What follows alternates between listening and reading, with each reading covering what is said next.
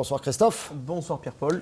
Au sommaire, non, c'est pas du basket. Alors, où est-ce que j'ai mis mes fiches? Allez, le retour sur le festival de la biographie. C'était tout ce week-end au Carré d'Art. On va parler également Maison de l'Emploi, une nouvelle qui vient de s'ouvrir à Vauvert. Et puis les cartels d'Arles étaient dévoilés samedi soir. L'invité politique de ce soir, c'est Christophe Cavard pour Europe Écologie. Alors, je vous avais annoncé les invités politiques avec Nadia Flank. Il nous expliquera pourquoi elle n'est pas là, mais elle est bien tête de liste et lui est bien présent sur la liste gardoise d'Europe Écologie. À tout à l'heure, Christophe Cavard, mais tout de suite, c'est le journal. Bonsoir à toutes et à tous. C'est au numéro 23 de l'avenue Maurice Privat à Vauvert qu'ont été inaugurés ce matin les nouveaux locaux communs du Pays Vidourle, le Camargue et de la Maison de l'Emploi et de l'Entreprise, deux entités présidées par Jean Denat. Derrière ce rapprochement, c'est toute l'action du syndicat mixte en faveur de l'emploi que le vice-président du Conseil général du Gard entend mettre en relief. Un service de proximité afin de mieux répondre aux différentes requêtes des demandeurs d'emploi tout en tenant compte des spécificités de ce territoire. Un acte auquel Olivier Michel a assisté. Situé entre Nîmes et Montpellier, le Pays Vidourle-Camargue, qui regroupe 5 communautés de communes de l'ouest du département, vient de se doter de sa 3e maison de l'emploi et de l'entreprise. Après Aigues-Mortes et Sommières, c'est donc à Vauvert que ce guichet unique a ouvert ses portes en début d'année. Un maillage du territoire voulu et pensé dans le cadre du plan Borloo, dit de cohésion sociale.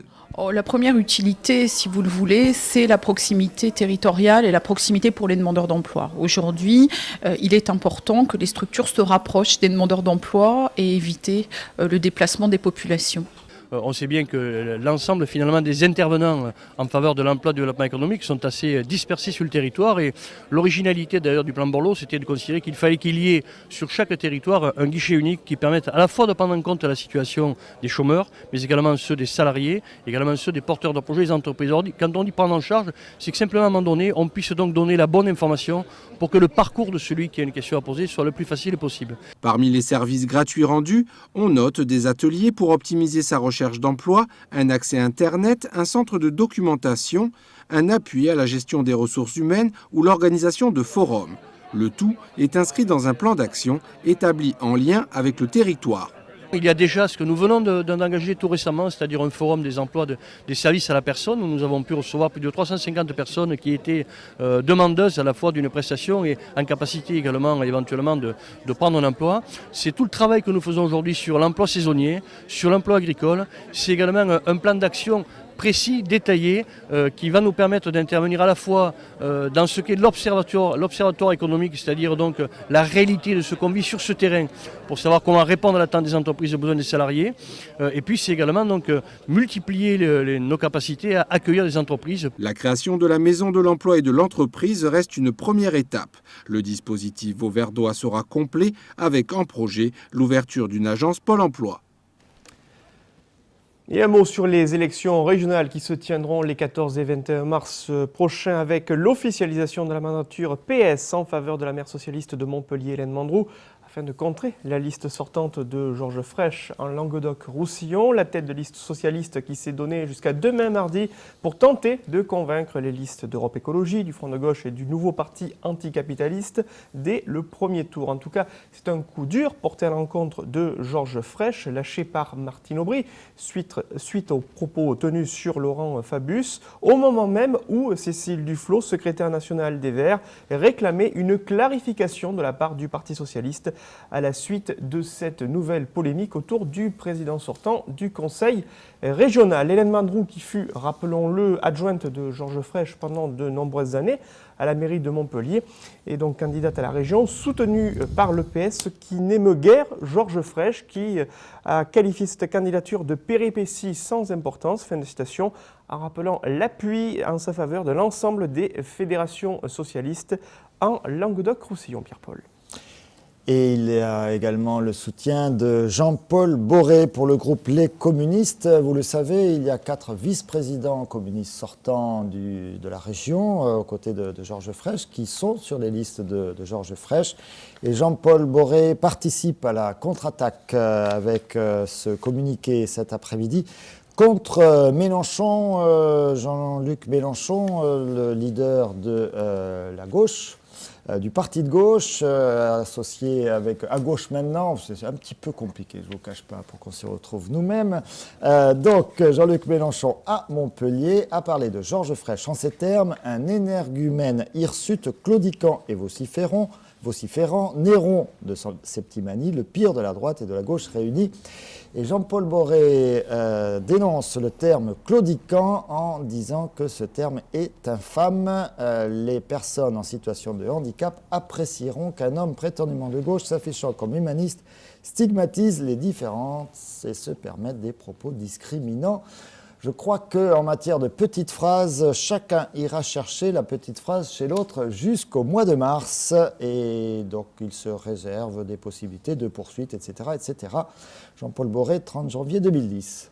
Puis je crois qu'on a du nouveau du côté du mouvement démocrate. Alors là aussi, c'est assez compliqué du côté du MoDem. Rappelez-vous, il n'y a pas si longtemps, nous avions Marc Dufour sur ce plateau qui nous expliquait que les choses étaient en train de prendre forme, de s'aplanir. Il serait tête de liste régionale et il voulait imposer une tête de liste, Éric Dufour, sur le Gard. Mais alors, visiblement, c'est un peu plus compliqué que ça puisque François Bayrou lui aurait demandé que finalement, celui contre lequel il avait remporté la primaire régionale, Patrice Drevet, soit finalement tout de même tête de liste pour le MoDem. Marc Dufour a accepté, donc se retire de la tête de liste régionale, mais sa colistière dans l'Hérault, Florence Denesteb, que j'ai eue tout à l'heure au téléphone, dit que dans ces conditions-là, elle se retire à son tour et de la liste et du MoDem, n'acceptant pas que finalement celui qui a perdu les primaires se retrouve tête de liste et que celui qui a gagné les primaires se retrouve en fin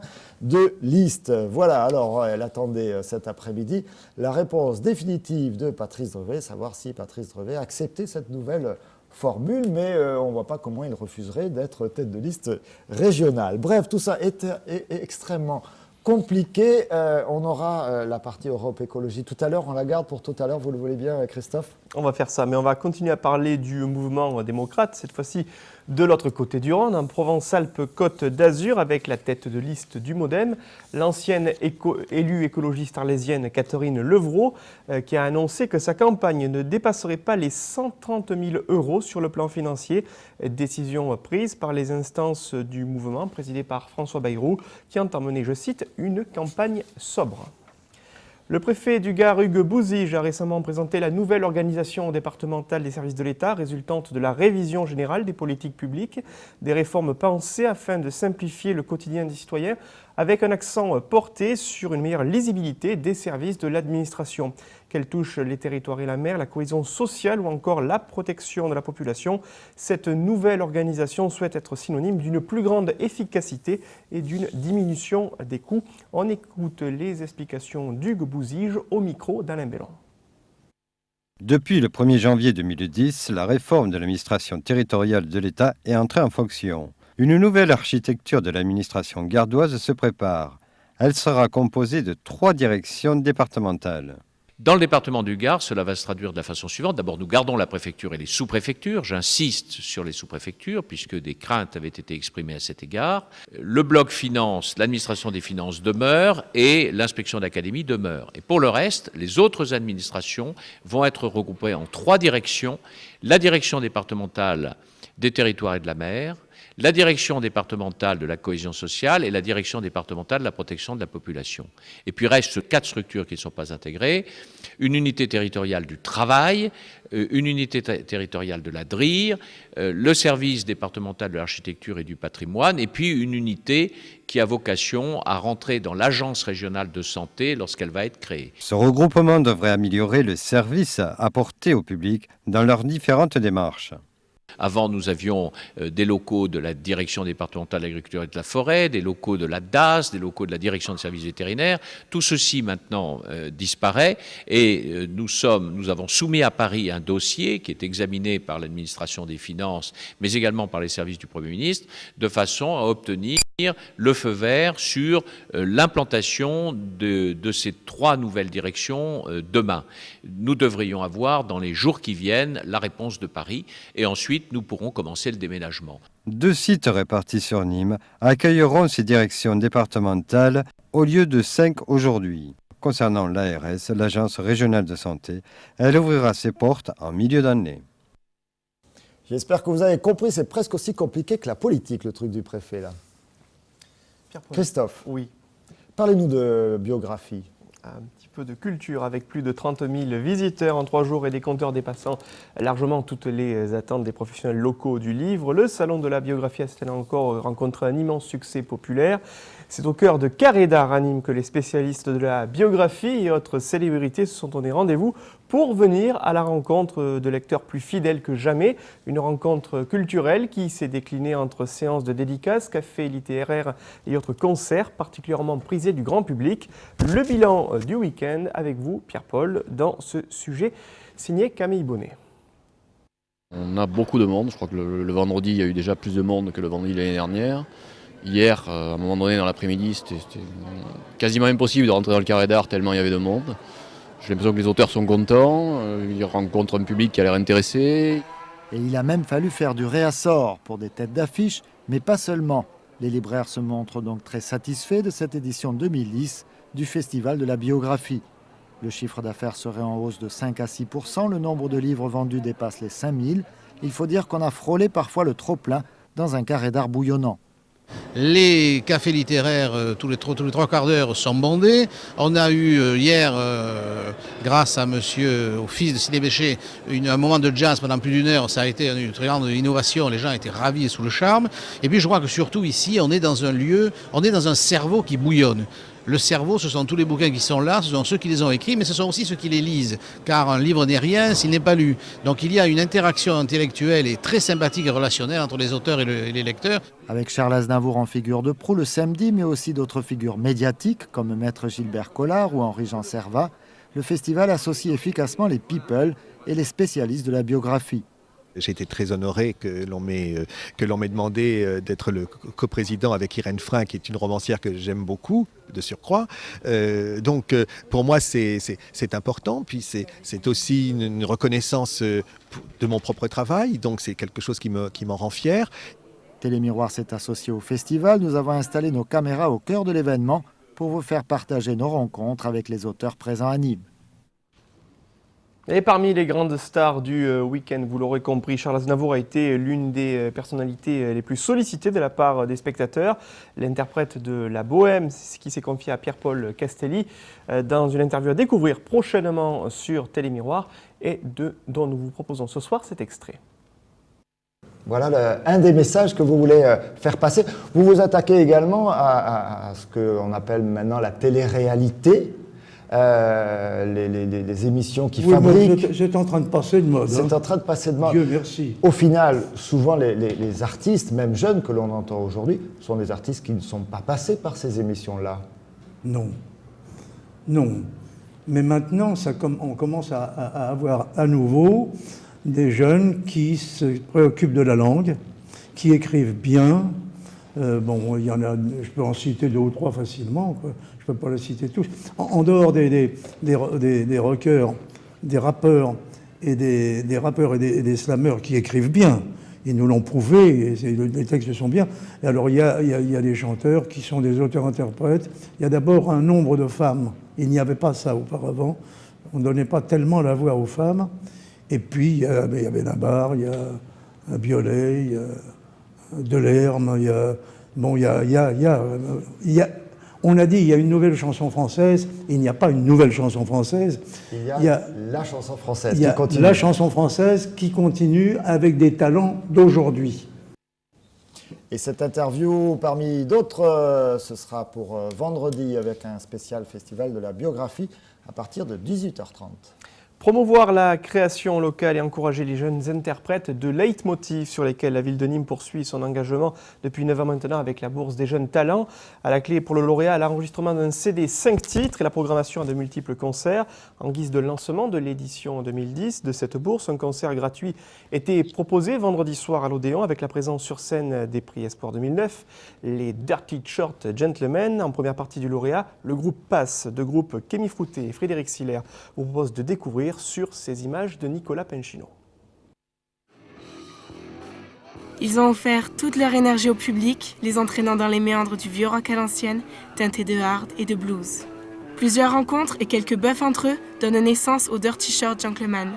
L'entente sonne bien et ils ont raison d'y croire. Aujourd'hui, Prix Esport 2009, les voilà programmés en première partie des lauréats de la bourse aux jeunes talents. De quoi donner un bon coup de pouce à ces garçons aux caleçons sales, fiers de donner leur morceau d'une empreinte unique. On les étoffe de plus en plus, c'est-à-dire à ce moment-là, on mettrait une petite mise en place, un petit arrêt, un petit truc, petit truc rythmique, etc. Et c'est ce qui fait qu'après, le morceau prend vraiment de l'ampleur. Enfin, on s'ennuie pas dans le morceau, il n'y a pas de moment où on se dit oh, c'est un peu tout le temps la même chose, etc. Voilà, on ne peut pas faire un truc avec un couplet-refrain, couplet-refrain, couplet-refrain, quoi. C'est pas trop le délire du truc.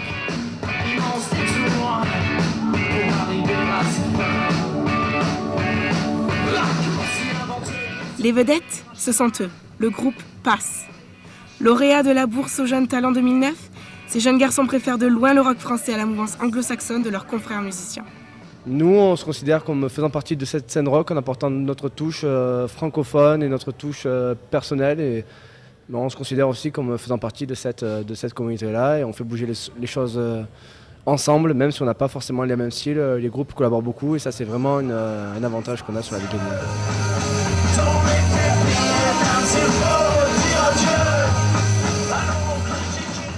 Tout comme les éditions précédentes, 2010 verra aussi monter sur scène son nouveau lauréat. Ce sera peut-être vous, mais avant d'en arriver là, les dossiers d'inscription sont à retirer avant le 5 mars à l'horloge, service jeunesse de Nîmes. Les semaines passent et la temporada française affine le profil de son calendrier. Le week-end dernier, c'est Arles qui a levé le voile sur la programmation de la Feria de Pâques 2010 lors d'une grande soirée taurine organisée sur le site des anciens ateliers SNCF. Un rendez-vous que n'ont pas manqué les élus, les professionnels locaux de la tauromachie ainsi que de nombreux aficionados. Revue de détails dans ce sujet que nous vous proposons avec Nicolas Penchino. Avec plusieurs centaines de personnes massées autour des piliers métalliques de la grande halle de l'image, la présentation officielle des cartels de l'édition 2010 de la Feria de Pâques a encore fait le plein. Entre tapas, sévillanes et open bar, l'afition du Pays d'Arles s'est retrouvée pour écouter le programme de la première grande feria française de l'année. Un cycle qui sera marqué par la double comparution d'El Juli, le vendredi et le lundi, et par la prise d'alternative du torero local, Marco Leal. C'est une feria qui ouvre la saison, qui touche toutes les sensibilités taurines, tous les publics taurins. Donc on doit avoir une programmation très ouverte sur toutes ces passions. Donc la corrida de taureau, les vedettes, la corrida à cheval, les spectacles de promotion pour les jeunes. Donc je crois que c'est une corrida traditionnelle, avec cette année la présente 2 fois le Rouli, avec une corrida concours qui rentre dans la feria le samedi, avec des encasses très prestigieux. C'est la tradition arlésienne, Arles c'est ça, quoi. Une tradition ancrée autour de quelques thèmes récurrents autour du taureau et du cheval. Ainsi, la corrida concours d'élevage fera son entrée dans le cycle pascal le samedi 3 avril, avec le retour d'un exemplaire de Maria Luisa Dominguez y Pérez de Vargas, élevage triomphateur à Arles en 2009.